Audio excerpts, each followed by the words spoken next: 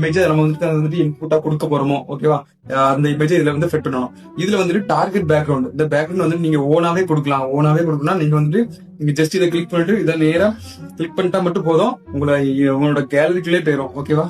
Second வந்துட்டு உங்களுக்கு உங்களோட பேக்ரவுண்ட் இல்ல, உங்ககிட்ட ஓனாவே பேக்ரவுண்ட் இல்ல, இன்னொன்று வந்துட்டு எனக்கு வேற பேக்ரவுண்ட் வேணும், ஆனா இன்புட் இமேஜ் என்கிட்ட இருக்கு அப்படின்னு கேட்டீங்கன்னா அதுக்கு ஒரு வழி இருக்கு. கீழே வந்துட்டு பாருங்க, இதுல பேக்ரவுண்ட் டார்கெட், இந்த background list number of backgrounds இருக்கு. அந்த நம்பர் இந்த ஜஸ்ட் ஒரு கிளிக் பண்ணிட்டா போதும் மேல வந்துட்டு லோட் ஆயிரும், டார்கெட் பேக்ரவுண்டுக்குள்ள வந்துடும். நீங்க இருந்து இப்போ உங்க இமேஜ் இதுல வந்து இன்புட் இமேஜ் ஜஸ்ட் வந்துட்டு ஒரு ஃபிட் பண்ணிட்டா மட்டும் போதும்.